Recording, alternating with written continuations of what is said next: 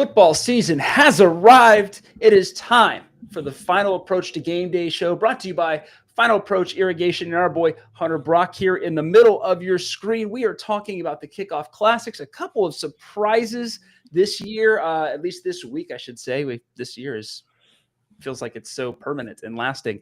This week for the preseason games, looking good in these things, Milton and Niceville. And I figured, we'll just talk about what happened over there in Niceville yesterday. We'll go first with the hometown team. And Hunter Brock, you were over there watching this thing. What did you see? And while you're talking, we're going to run a little bit of our highlights that we got from this show. So tell us a little bit about what you saw, man.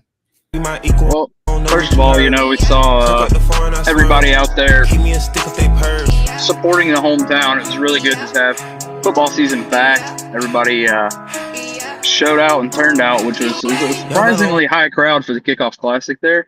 Maybe we could attribute that to tickets finally included in the season ticket pass holders, but I think everybody really also truly wanted to see what's going to happen this year. It's the big question. New coach, first time Niceville's hired, essentially not within their program in quite some time now. Mm-hmm. So obviously it was a blowout. Niceville ran all over Bay. However, I do think that we as a team, you look at some of our stats, I think we're a young team this year, and I think we have some growing to do. Saw some things that, some positives, but also some things that kind of concern me a little bit. I mean, we had a little bit of a rocky start there. We came out the gate kind of tripping over ourselves. And honestly, I feel like it was just probably some, early season first game jitters, getting stuff, lined up and everybody just kind of getting used to those Friday night lights. Again, we're a young team, so there's a lot of guys on there that aren't used to those Friday night lights. Yeah, just looking at, go ahead. Go ahead. No, go ahead. I was going to say, just like looking over some of the stats, I mean, Deegan McCoy was 9 for 15 in that first half, right? And I was watching some of his passes. I don't know if you guys could actually hear the music in the background, but it was so loud for me. We could hear it. Okay, excellent, because it was bumping. So big ups to Jonathan Tallman for putting a sick beat on that thing, but I also couldn't hear myself think. So I pulled it, but 9 for 15, 256 yards on 9 passes. So I don't know if how much of that is excellent quarterbacking and how much of that is really bad corner backing. I think base secondary might have been a liability, but it did make me feel better about Niceville as a whole, because the biggest thing that's changing this year, right, is the offense. That being said, watching some of these passes, a couple of short passes, the routes weren't as clean as I thought they might have been. But I mean, maybe they'll tighten up against more robust opponents, right? Yeah, I mean, definitely that's the hope. I would have to agree with you that overall we weren't as crisp as I feel like we need to be, and definitely are going to have to be as we move further into the season this year. Yeah, it was great seeing our receivers, being connected to and completing those passes.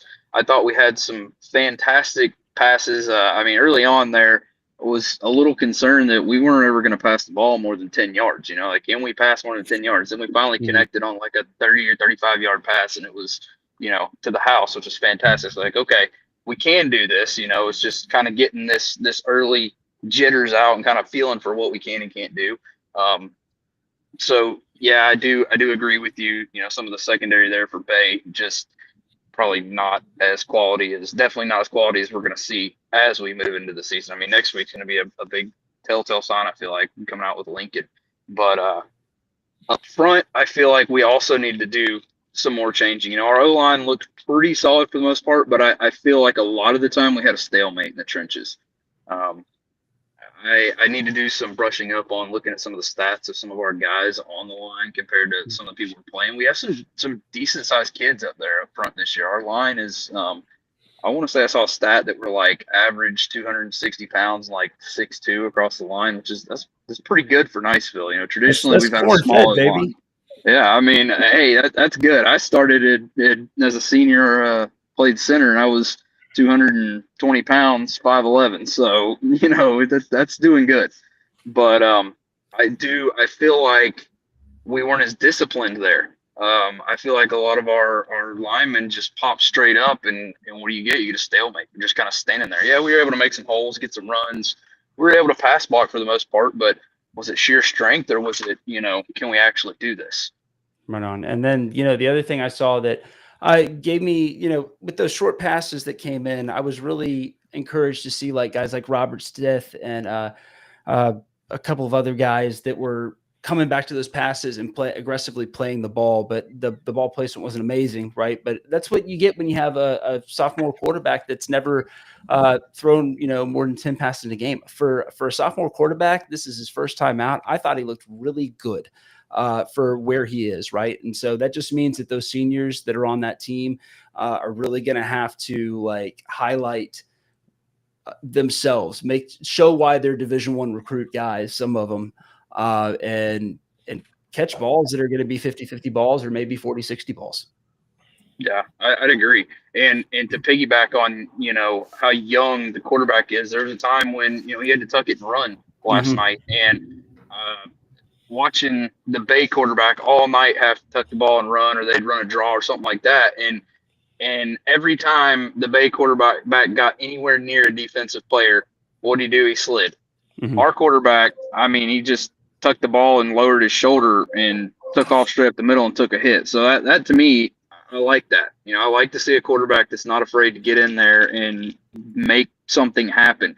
And the specific play I'm referring to, he got the first down. He converted on that. Had he slid, no way was he making that first down. He's also got height to him. I think he's like 6'2", somewhere in there in the ballpark. So, he's kind of lanky. And I think back to people, this is kind of cliche, but I think back to like when Cam Newton was at Auburn, he could just lay out and extend and get that first down. So I think that definitely is going for us, in our favor with our quarterback and him being young. Who knows what he's going to look like in a couple of years. Right on. Well, we've kind of talked a lot about Niceville, and we'll talk a little bit more about them as they move into their next week. But Colin, my brother, Milton's back, baby. We're back, baby. We're so back. Yeah, it is unbelievable to me as someone who's a Milton High alumni, like Hunter, a Milton High offensive lineman, played left guard, baby, held that down. To see on social media my teammates from back then, friends who I knew, say, this may be the first year I'm going to go back to a Milton High game in a long time. The hype is real in Milton. The vibes are high. And last night's win, granted being a preseason kickoff classic over a perennial powerhouse as the Choctaw Indians, the vibes are extremely high in Milton right now. So all the Niceville people want to know two things, right? Because Niceville's going to play both of these teams that played last night. Is it just that like Choctaw, who we've here at Mid-Bay News pretty much rated pretty highly? I think they're going to win 10 games the regular season. I think they'll clean sweep the regular season, if I'm being honest. Are they not looking good, or is Milton just that much better than we expected? See, it's weird because I was not at the game. So I went to Doug Wood, who in the Milton community is sort of like the guy when it comes to Milton High football. He is like the guy, the best way I can explain it. He's the guy on social media who will support your local team and does basically like an NFL Insider-esque recap of the team and how they did. It looked like Choctaw was the real deal. The first half was the Choctaw first stringers and the Milton first stringers. That ended up being a 17-14 win for Choctaw. So Choctaw, when they showed up, the starters did show up and they took care of business. The score ran away when the second stringers came in. So to his understanding, it looked like the second string varsity was playing the second half. And it looks like maybe Choctaw brought in JV and the freshmen. And it was a scrimmage base, so there were no kickoffs and no punts. It was just situational football, and they pretty much ran that for the second half. But for the first half of this game, Milton looked quick. The play calling was snappy. Cadian Hall, who we've talked about a lot on the show, is about being Milton's sort of athlete. He can play offense and defense. He got time at quarterback last night, and he threw an 81-yard touchdown to the house. And that sort of helped Milton. What set the tone was Ariston Johnson. He's a junior defensive back player. He got a pick six that put the Milton Panthers up 7-3 early in the game. And then David Aboya, who's a wide receiver, Southern Miss commit for Milton as well. He was playing defense as well. He picked up a fumble, went back 70 yards to the house, but unfortunately some offsetting penalties, actually not offsetting penalties, but some penalties took that touchdown away from Milton. But oh my God, we are so back. The vibes in Milton are back. It's not like we're going to win the district title, but for so long, Milton has been on anyone's schedule as an easy win. I don't think they're that anymore. And I think that could shock some teams thinking, hey, we can go to Milton, we'll get an easy win. Nuh-uh, not so fast, my friend, as the great Lee Corso would say. Milton is back. I think every game is sort of a toss-up. If Choctaw Milton met in the regular season, I probably would go Choctaw, depending on the strength of the team. And, it is a preseason game, so they could back it down. But I would say that Choctaw wins very close, under probably 2 scores or so. So to see that level of excitement in this Milton team is very amazing. I was talking with the team chaplain, Jim Waters. Shout out Coach Waters. He gave me a lot of sunflower seeds back in my time when I was on the Milton High sideline. Hunter, I don't know about you, but I never gave up a sack in high school, but I rarely played. So, beggars can't be choosers when it comes to that. But this isn't unexpected from him either. In their spring game earlier this year, this Milton team dropped 70 points on somebody. So to think that the turnaround and the culture that Ronnie Douglas has brought into this program, a revamped coaching staff, Isaiah Jones, my teammate, he was a Florida State commit in 2013. He won the national title there. He's now the wide receivers coach at Milton High. I think Milton High has now become a team to look out for. And I think for Crestview week 1, we're going to see the Milton starters go out throughout the entire game. And I think that'll be its first real test because Crestview's no slouch either. But when we get later into the season and we see Milton at Niceville October 24th, the week before Halloween, I think that game is going to be even more important for Niceville because if they played Choctaw that way, they could play Niceville that way, and they can keep that game close. And there is a possibility, a real possibility now, that Milton could play spoiler to either Niceville or Mosley for a district title this year. And I think that is going to be something very huge to watch moving forward. So, I said 5-5 would be good for the Milton Panthers. I don't know, man. I think they go above 500 this year. Believe. I believe. You got to believe. I believe. All right, guys. Well, we're going to be right back after this quick message from the Final Approach team, and we're going to be doing Pick'em.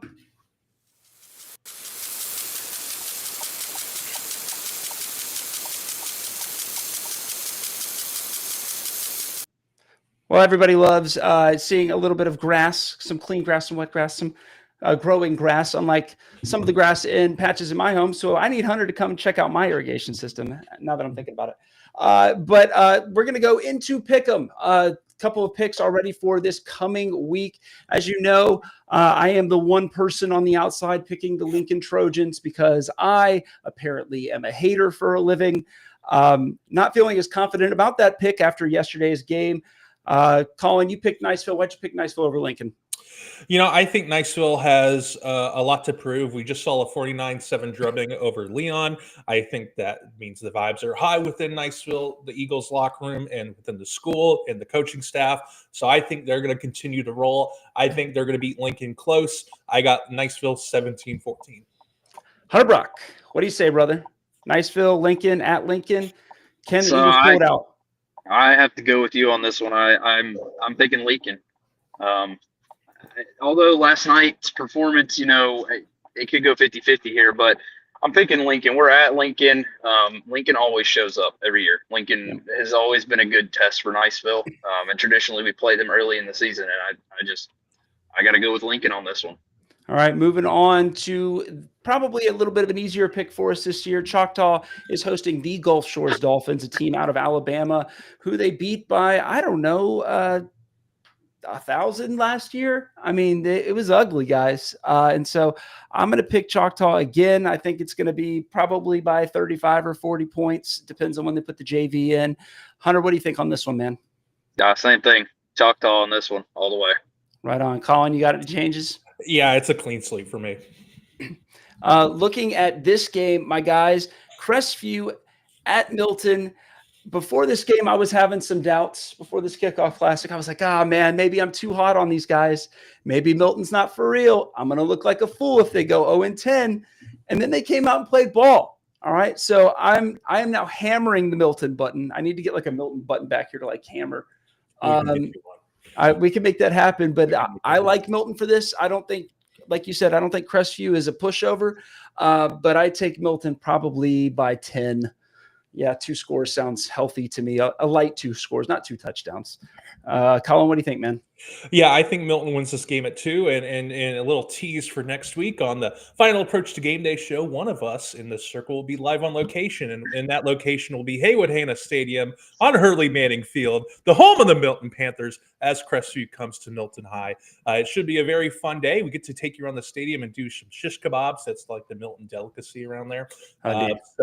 So we'll show you all the things, the bands, everything like that. But yeah, I have Milton High winning. The vibes seem to be high. And according to insiders at Milton High, tickets are selling for that game like hotcakes. So it will be a jam-packed stadium. And Hunter, you played high school football, and you know how big that Milton High stadium actually is. So to see that place rocking all the black and gold, I'm taking Milton High by 2 scores. Very good. Hunter, you got any final thoughts on this one?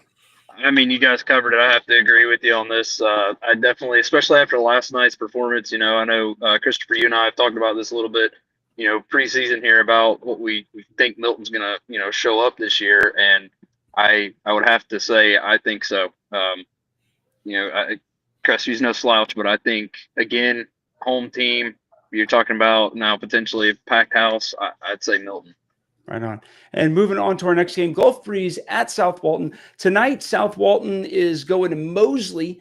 So that'll be a good test to see where Mosley is, I think. I think that South Walton is good enough to beat Gulf Breeze, because I don't think that Gulf Breeze is very good this year, guys. And it's not that, they don't have the talent. They had some talent, but it's moved on to Choctaw, apparently.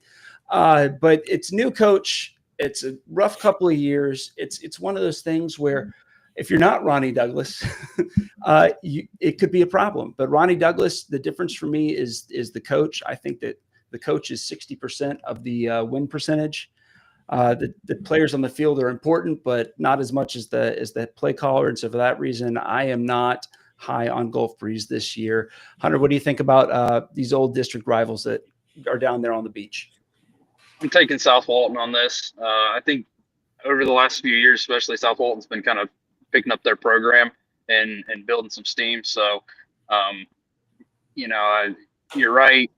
It's not only the players on the field, it's the coaching as well. I can attest to that from personal experiences myself. So I think for these reasons, mainly, I'm going South Walton here. What do you think, Colin? Yeah, I think I'm going South Walton too. I'm currently in the process of writing our team preview for the Gulf Breeze Dolphins, and the problem I'm running into is I'm trying to make them sound better than what they actually are. And that's difficult because I want to be positive, but they've had so many transfers. They lost a lot of kids to Pace and other schools in the Pensacola area. Even the Pensacola News Journal, if you read them over there about all the high school teams there, they did position groupings about who's the best quarterback, who's the best wide receiver, blah, blah, blah. There's only one Gulf Breeze player featured in every one of these like 12 or 13 different position groups, and that's a linebacker.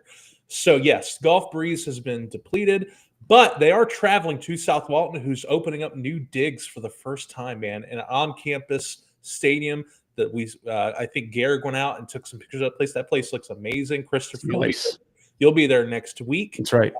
So I'm going to take South Walton. I'm going to take them big. I think Gulf Breeze replaces Milton in District 1-5A as the bottom feeder. Very good. And then the Mariana Bulldogs are driving west to see our Walton Braves our friend Josh Wilson over at FloridaHSFootball.com has Mariana. They're typically a powerhouse.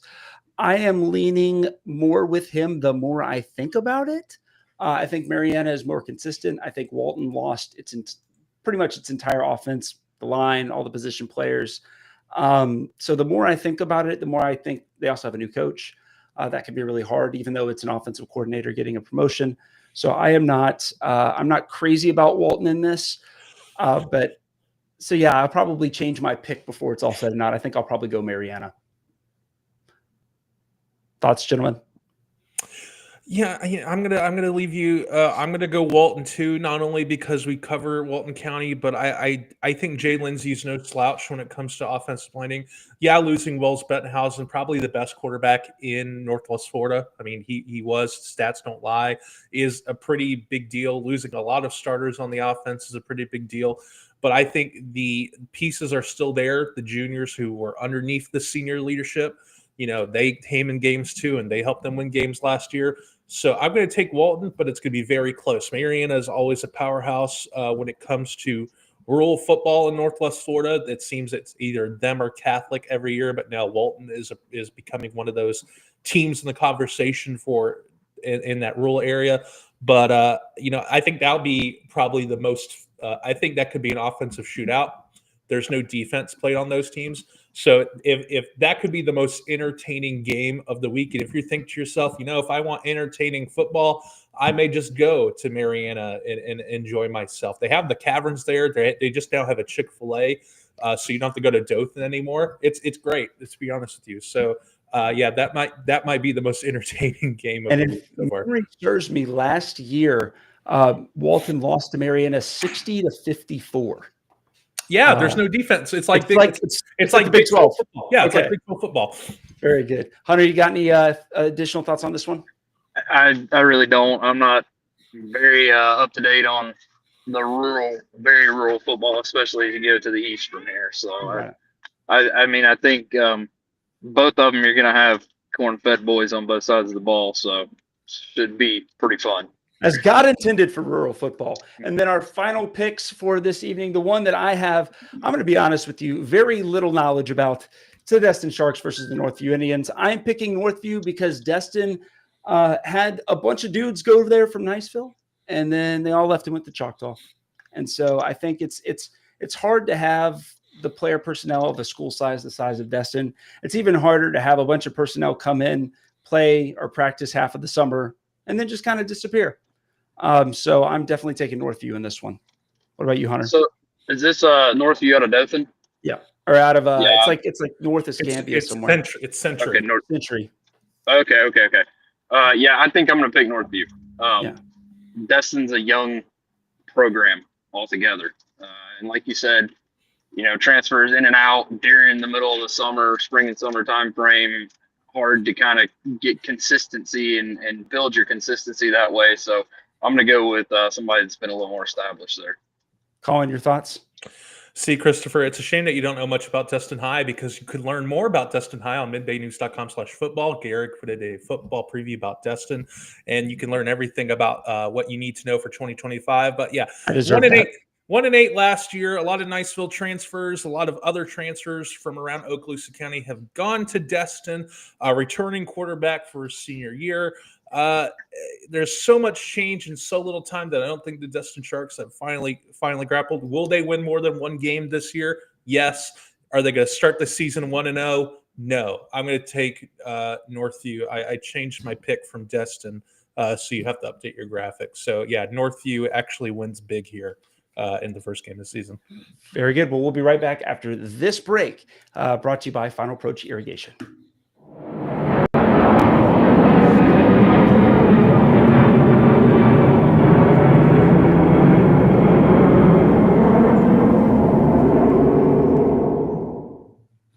Well, we've got a bunch of stuff coming up here in the next week as we look towards the first week, guys. It's going to be an exciting time to be here. I'm going to be over at South Walton versus Gulf Breeze. It's going to be interesting. It's going to be fun. And I think South Walton, as we all kind of agree, is probably going to be the team that emerges with the W over at that one.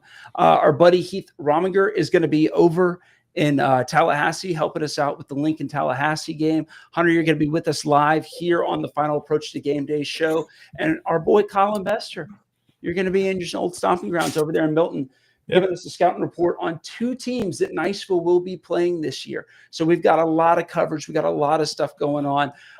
As the year goes on and we get more video from these games, we're going to be showing you that here on the Final Approach to Game Day show. We're going to be here every Friday, 4:30 p.m., as long as the football season goes. And if there's any talent, I think that we're going to be here maybe even into December. I mean, Choctaw looks pretty good this year. Niceville is looking to surprise us. Heck, Milton could get a playoff game, man. Dare to dream. Yeah, but then they go on the road and get slacked in the first round. But you don't know that. You don't know that. Now, Hunter, did you play when was your high school career going on? 2011 football season, my senior year at Niceville. Oh man, see, I was class of 2012, 2013. So 2012, Niceville came to us, and we smoked them that first round of the playoffs. We sent them home. Yeah, we sent them home, and then we got smacked by Navarre. But that's when Navarre was like a super powerhouse back then. So Navarre has a football team. Yeah, Navarre does have a football team, and it will be there. And I'm just teasing it, but week 2 of the season, Navarre Raiders go to the Choctaw Indians. Guess who will be there? Me. It's your boy. So I mean, I as a Milton fan, I have no love lost for Navarre, but also as Choctaw, as a Milton guy right now, I can just do the Fortnite L dance above my head because until Milton plays Choctaw again, Milton, has bragging rights. You got to be careful, man. You're going to be on the sidelines. People run out of bounds all the time. I'm just saying. I'm an offensive lineman. I can take it. Okay, as long as you know. I've seen bigger and more scarier men. All right, I'm going to go pay up our liability insurance real quick. We have insurance? I'm going to make sure our workman comps is up to date. Oh, boy. You guys are getting paid? All right, guys. Well, this does it for this fun first preview episode of Final Approach to Game Day with our friends from Final Approach Irrigation, your reporter, Colin Bester, and your humble servant, Christopher Sung, along with Hunter Brock, who is holding it down for us. It's going to be a big week next week. We're so excited. We're going to have all the graphics and all the video, and it's going to be amazing, and you're going to have so much fun, and people are going to be mad at us for our hot takes, and that's okay. I don't even care because you're watching. Love y'all. See you soon.